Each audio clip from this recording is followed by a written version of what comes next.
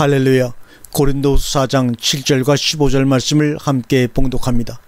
우리가 이 보배를 질그릇에 가졌으니 이는 능력의 힘이 큰 것이 하나님께 있고 우리에게 있지 아니함을 알게 하려 함이라.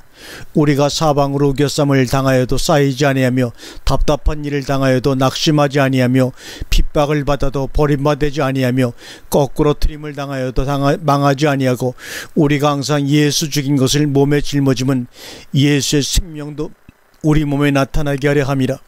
우리 산자가 항상 예수를 위하여 죽음에 넘기면 예수의 생명이 또한 우리 죽을 육체에 나타나게 하려 함이니라. 그런즉 사망은 우리 안에서 역사하고 생명은 너희 안에서 하느니라.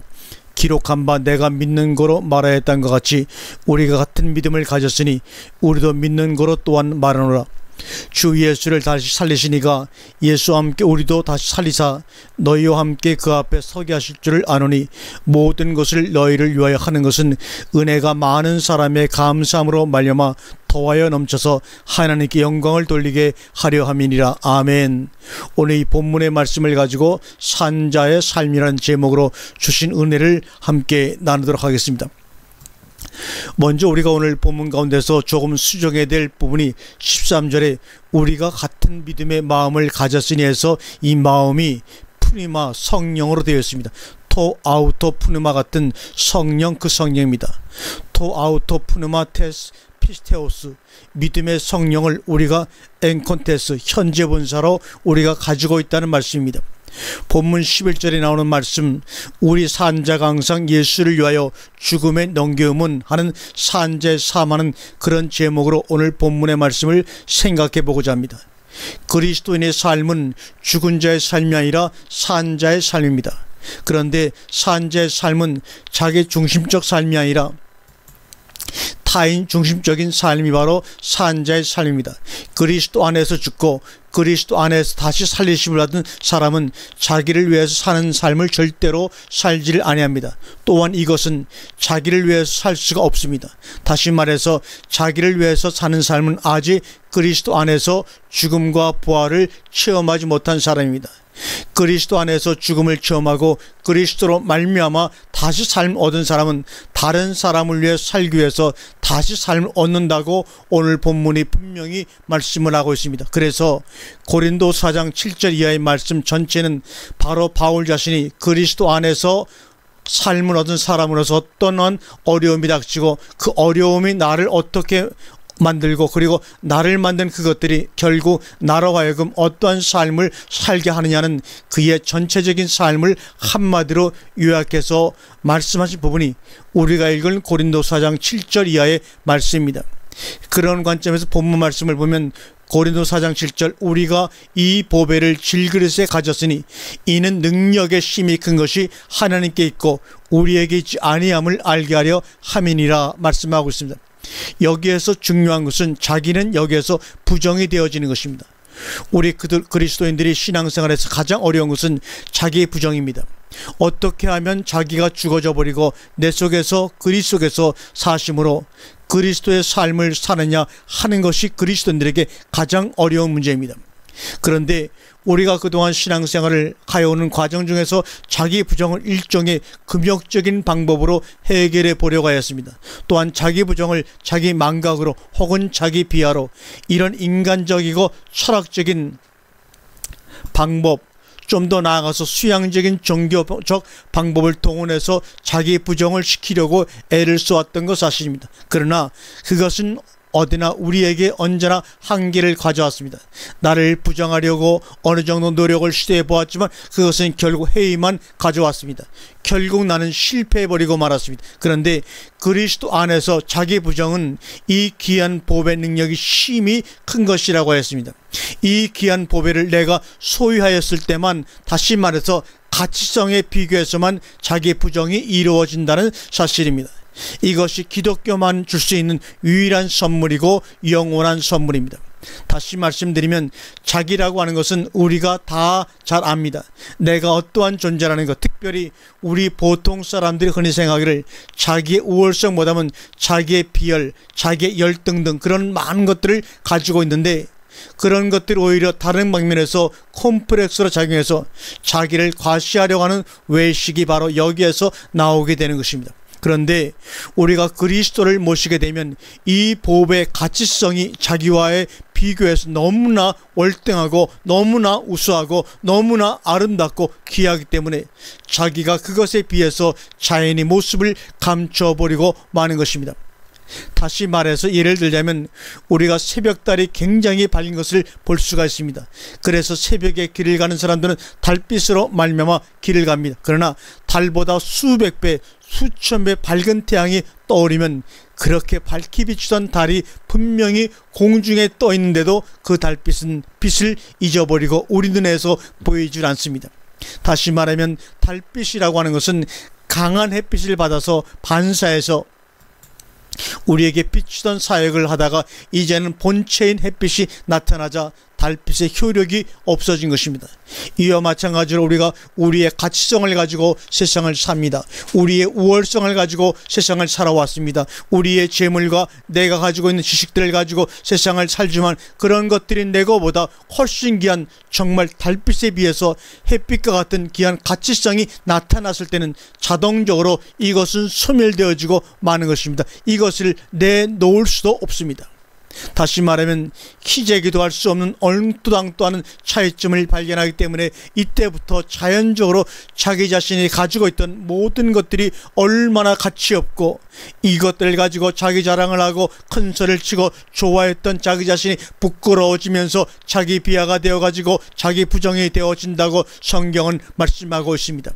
이것이 바로 하나님의 나라는 말에 있지 아니하고 혹은 이 세상에 능력이 있지 아니하고 이 세상에 지혜 있지 아니하고 바로 하나님의 능력, 바로 여기에서 바울이 말하는 능력의 힘이 큰 것은 이것을 가졌다는 데서부터 그리스도인의 첫 발작은 시작이 된다는 것입니다. 그러면서 8절 이하의 말씀을 보면 우리가 사방으로 우겨쌈을 당하여도 쌓이지 아니하며 답답한 일을 당하여도 낙심하지 아니하며 우리가 사방으로 우겨쌈을 당하여도 쌓이지 아니하며 왜요? 우리 자신은 환경이나 조건에 의해서 쌓임을 당할 수 있지만 우리가 가지고 있는 그 보배, 질그릇에 가지고 있는 그 보배만큼은 쌓임을 당할 수 있는 존재가 아닙니다. 하나님의 말씀은 매일 수가 없습니다. 마치 하나님을 어떤 조건이나 새창산이나 환경으로 가두려고 하는 사람은 마치 공기를 절대로 나가지 못하도록 쌓아매겠다는 어리석음과 같은 사람입니다. 하나님을 우리가 쌀 수는 없습니다. 그 다음에 답답한 일을 당하여도 낙심하지 아니하며 핍박을 받아도 버림받지 아니하며 거꾸로 튀김을 당하여도 망하지 아니하는 것은 내가 사는 것이 아니라 내가 그분을 모시고 사는 것이기 때문입니다. 그것을 모시고 있다는 그 사실 때문에 그런 것들이 아무 상관이 없다는 것입니다. 또 하나 여기에서 우리가 생각할 것은 바로 우리가 이러한 일을 당하는 것은 나 때문이 아니라 내가 가지고 있는 질그릇에 가지고 있는 보화 때문에 이러한 사건이 일어난다는 사실입니다. 그렇기 때문에 결코 그런 조건 환경들이 나를 얽맬 수도 나를 거꾸로 트림을 당케 할 수 없는 것은 그분의 능력이 지극히 크기 때문이라는 사실입니다. 바로 이것이 세상을 이기는 믿음입니다. 이것이 나를 부정시키는 믿음입니다. 이것이 우리로 하여금 하나님의 자녀가 되게 하고 하늘나라의 승리의 함성을 지를 수 있는 새 노래를 부를 수 있는 자로 세우시는 것입니다. 믿음의 선배들이 다 이것을 가지고 있었습니다. 이것 때문에 그런 모든 어려움을 극복할 수가 있었습니다. 극복하는 그것이 자기 의지로서가 아니라 자기 속에 계신 그리스도로 말미암아서 그렇게 된다는 것입니다. 그 다음 10절 말씀을 보면 우리가 항상 예수 죽인 것을 몸에 짊어짐은 예수 죽인 것, 무엇이 예수를 죽게 만들었는가? 그것이 문제입니다. 우리가 성경을 연구해 보지만 예수님이 인간성 때문에 죽은 것이 아닙니다. 예수님이 강도와 같이 나쁜 짓을 해서 죽임을 당한 것이 아닙니다. 무엇 때문에? 그가 가지고 계신 하나님의 말씀 때문에 그는 죽임을 당하게 된 것입니다. 바로 그를 죽인 것은 하나님의 말씀이 그를 죽인 것입니다. 그것을 이사야 53장은 분명히 우리에게 말씀하고 있습니다. 하나님 자신의 의사입니다. 결국 우리를 그리스도 안에서 죽인 것은 무엇인가? 하나님의 말씀을 받았기 때문입니다. 결국 그 죽인 것으로 말미암아 나를 다시 살리신 것입니다. 그래서 예수 죽인 것을 몸에 항상 짊어지면 주님의 말씀이 자기 십자가를 지고 나를 쫓을 것이니라. 자기 십자가가 무엇입니까? 내가 져야 할 십자가가 무엇인가 그 말입니다. 예수님 때문에 당한 어려움, 그것은 도덕적인 종교인들이 하는 말입니다. 바로 그 말씀을 내가 가지고, 그 말씀을 내가 가지고 있고, 그 말씀 때문에 일어나는 여러 가지 일들입니다. 그것은 결코 우리들에게 고통의 쓰라는 십자가가 아닙니다. 죽음의 십자가가 아닙니다. 이것은 승리의 십자가라는 것입니다. 그래서 바울 사도는 예수를 죽인 그 말씀 또한 나를 죽인 그 말씀을 내가 항상 짊어진다 이 말입니다. 이것은 누가 짊어주는 그런 짐이 아닙니다. 내가 좋아서 지는 짐입니다. 왜요? 예수의 생명이 우리 몸에 나타나게 하려 함이라. 결국 이것은 나를 죽일 때만 그분의 생명이 내 안에서 역사하는 것입니다. 내가 살아있는 한 그분은 결탄코 역사할 수가 없습니다. 그러나 그분의 말씀이 나를 죽이고 나를 죽인 그 말씀이 내 속에서 마음대로 역사할 때, 그때만이 우리는 누구 안에서 사는 삶이냐면 그리스도 안에서 사는 생명의 삶이 되는 것입니다.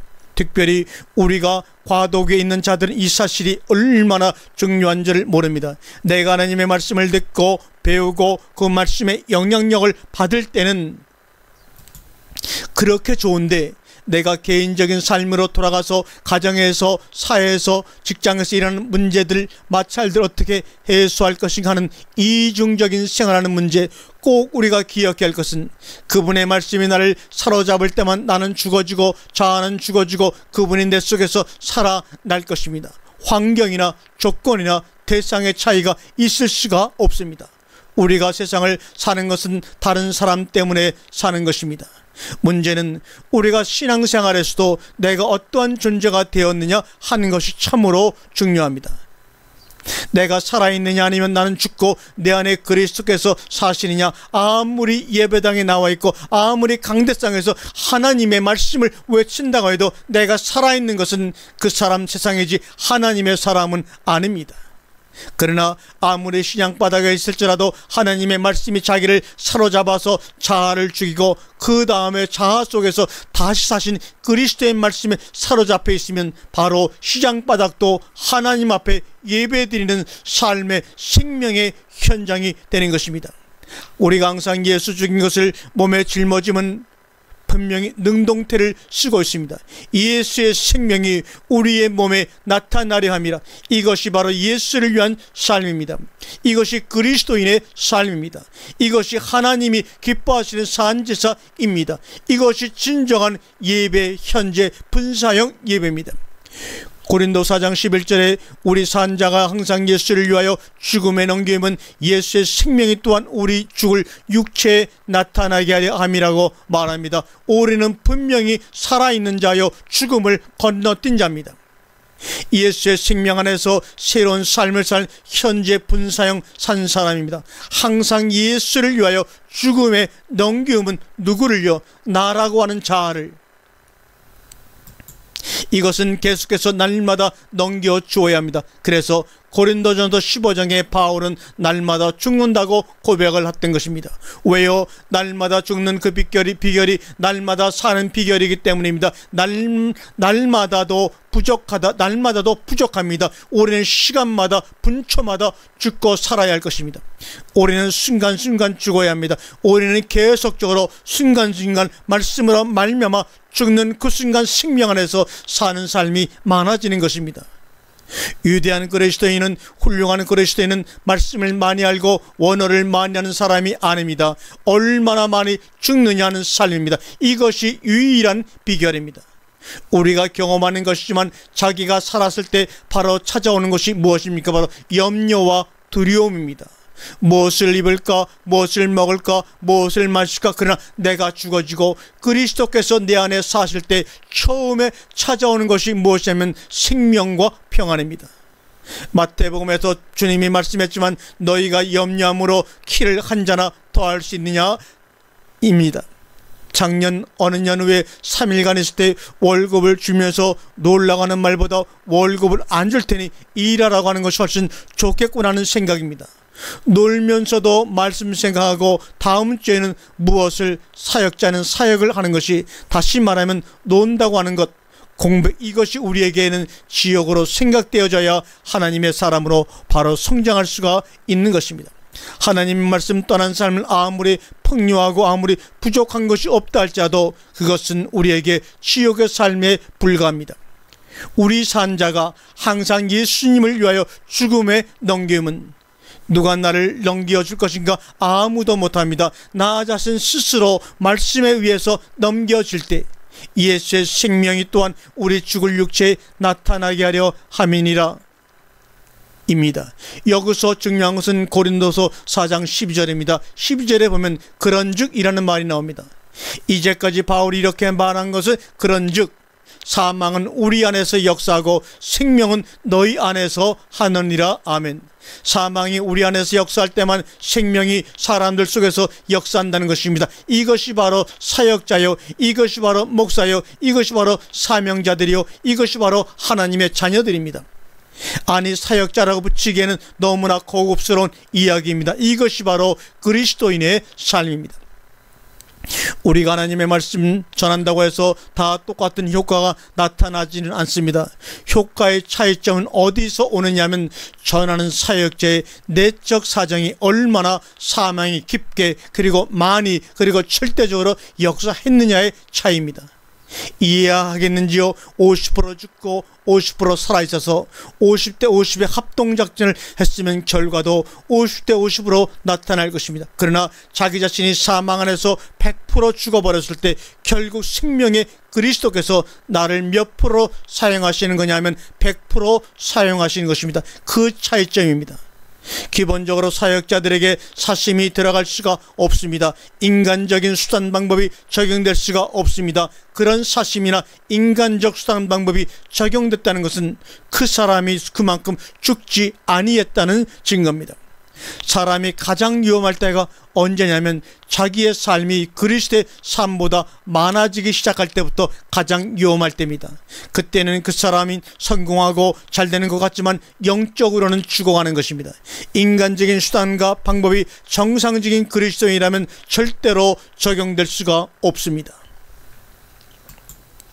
하나님이 나보다 지혜롭고 하나님이 나보다 강하신 분인 것을 믿는 자는 인간적인 생각, 인간적인 염려, 인간적인 수단 방법이 적용될 수가 없습니다. 어떻게 나보다 강하시고 위대하신 하나님을 믿는 사람이 그 양반의 역사를 무시하고 어떻게 내 뜻대로 내 마음대로 인간적인 수단 방법을 적용할 수 있느냐는 것입니다. 이것은 기본적인 문제입니다. 그런즉 바로 무엇인가, 내가 이렇게 나 자신을 항상 죽음에 넘기는 것은 예수의 생명도 우리의 몸에 나타나게 하여 함이라입니다. 왜냐하면 그것이 바로 그리스도인의 삶이고 그것이 바로 사역자들의 삶이기 때문입니다. 우리 산자가 산자로서의 남은 여생을 사는 의미는 사역 때문에, 사명 때문에 사는 것입니다. 말씀 안에서 성장하면서 자기를 늘 날마다 체크할 수 있어야 합니다. 어떤 체크를 하느냐면 내가 말씀을 받아들이는 때, 그 다음에 이제부터는 말씀을 전해야 되는 때, 이때를 잘 포착해서 그 과도기를 잘 넘겨서 앞으로 전진해 나아가야 합니다. 말씀을 전해야 될 사역자가 말씀을 계속적으로 받는 상태가 연속될 때 하나님의 역사에 누를 끼칩니다. 반면에 되지 못한 사람이, 날개도 달지 못한 사람이 날려고 바둥될 때 사고가 일어납니다. 이 시점을 우리는 잘 포착해야 합니다. 지금 여기에서 말하고 있는 것은 자기를 계속적으로 죽음에 넘기는 그 사실 자체가 얼마나 하나님의 생명 사역에 있어서 중요한 결과를 끼치느냐는 것을 바로 깨닫는 사람이 올바르고 정직하고 우월한 사역자를 만들 수 있다는 것입니다. 이 과도기를 잘못 집었을 때 자기 성장이 멈출 수가 있습니다. 그것은 남은 모르나 자기 자신만이 알 수가 있습니다. 다시 말하면 12절 첫물에 나오는 그런즉이 적용되어야 합니다. 어떤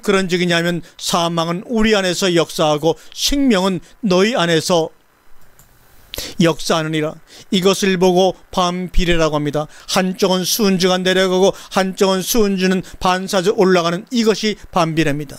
내가 말씀으로 말미암아 얼마나 죽임을 당하면 내 존재가 나타나지 아니하고 내 존재가 드러나지 아니하고 오직 무엇만 내 속에서 역사하실 때, 생명의 말씀만 내 속에서 역사하실 때, 그 생명의 말씀이 온전히 역사해서 상대방들에게 무엇을 공급해 주느냐 하면 생명을 공급해 주는 것입니다. 이것이 우리 주님 그리스도에게는 어떻게 나타났는가 하면 완전히 자신은 죽어버리는 것으로 나타났습니다. 이것은 무슨 뜻인가? 이것은 예수라는 인간성을 가지신 그분의 100%의 죽음입니다. 이것은 물론 우리들의 죽음이기도 합니다. 그러나 우리가 이 문제에 앞서서 생각할 것은 그분이 왜 무덤 속까지 들어갔어야 하느냐 하는 이유입니다. 그분은 그분의 100%의 죽음만이, 그분의 생명이 우리에게 100% 전가되는 것이기 때문입니다. 그러므로 너희도 목숨을 버리지 아니하면 나의 제자가 될 수 없다, 이 말을 하시는 것입니다.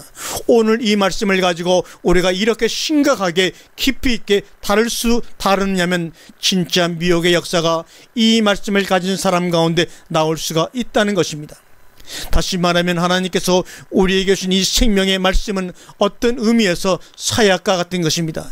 이것을 제대로 잘 받아들여서 생명화 시켰을 때는 모든 죽은 사람들을 살릴 수 있는 생명의 역사가 될 것입니다. 그러나 이것을 잘못 사용했을 때는 사람을 죽일 수 있는 독약이 될 수도 있습니다. 어떻게 해야만 이 약이 제대로 쓰여질 수 있느냐면 우리 자신의 인간적인 욕망, 인간적인 요소들이 완전히 제거되어야 합니다. 최대한 완전히 제거되어야 합니다. 오직 그분만이 능력의 힘이, 그 힘이 제대로 역사할 때 상대방들에게 생명을 줄 수가 있는 것입니다.